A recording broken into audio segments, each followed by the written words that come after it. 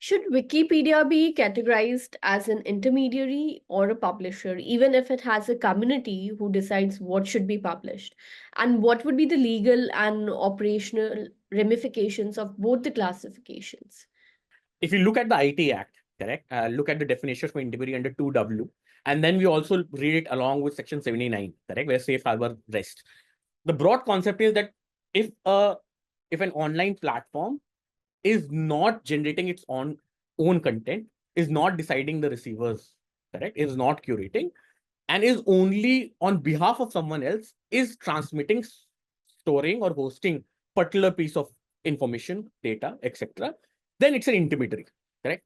Now, if it passes these certain criteria, plus it takes care of certain due diligence measures that have been sort of introduced by the government through the rules, correct? The intermediary guidelines, where there are certain due diligence, like, you need to make sure that certain kind of content should not be published. The user should be aware about certain policies. There should be certain grievance redressal mechanism for social media and significant social media. There's certain other kind of higher due diligence measures. If you've taken care of all these things, then that platform, that intermediary, is not going to be liable, correct, until and unless it has actual knowledge of any unlawful act committed to that content, correct?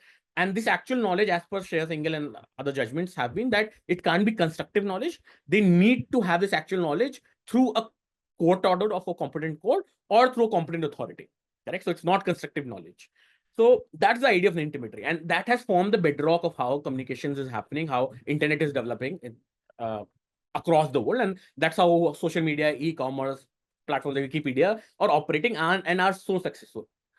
As opposed to this, there is what we call publishers, correct? Usually publishers are governed, if you look at news or media publishers, etc., mostly governed by Ministry of Information Broadcasting.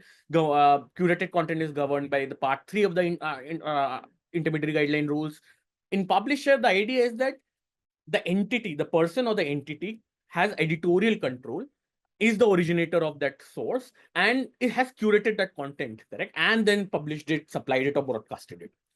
Where the entity itself has generated content, they take the liability on. So let's say if I publish a book which incites religious hatred or is inciting violence, then I am liable for it because I have written that book, correct?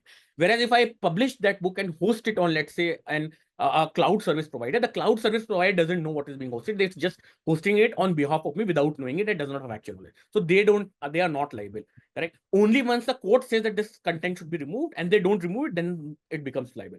Okay? Now, in this context, if we look at Wikipedia, while I would say, and again, this is my personal opinion, the court can hold differently. Wikimedia Foundation, it has some 278 employees, does not, for most part, have an editorial control over the content, correct? In very few cases, when there is a court order, etc., do they make editorial changes. There are few instances where they have a grant system, etc., for Wikimedia education, because Wikipedia is not the only offering that they have, where there might be some involvement in terms of content generation, etc. For most part of it, Wikipedia, the entity Wikimedia Foundation per se, does not have editorial control.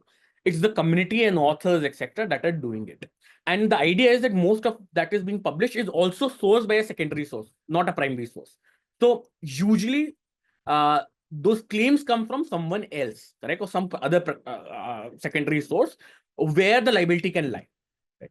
Does that mean that there is no vandalism or no oblique content that comes on Wikipedia? It does. We have seen it happening. However, most of the time, the editorial community itself changes it. And if sometimes court sort of goes and gives an order to Wikipedia, it will obviously revert it back. So for most parts, it looks on face of it that Wikipedia is an intermediary. However, it is not your classic intermediary like a social media platform where it's one-to-many communication, etc. It is acting as a community curated, cataloged encyclopedia, which acts as sort of, at least for a common person, as a repository of truth. And because of that, there are claims that Wikipedia is slightly more than an intermediary just by the nature of how people consume it. Is that a fair way of changing the nature of the intermediary status of Wikipedia? I don't know. I think we will have to leave it to the court because it's still sub judice. But I do think that there is value in treating Wikipedia as an intermediary. Correct. It has a social and a social utility that it serves, but because of it, because else you can't have such a huge community-driven editorial sourced material, which is where editors and volunteers are not paid for. Correct? Does that mean that there should be higher checks and balances? Again, I don't know. It's a highly tech. We'll have to go through the whole community guideline, etc., and suggest maybe certain other changes. But at the moment, it seems that the platform and most of the platform is working really well. For the 1 or 2% of the issues that there are, we can debate as to there should be higher accountability on.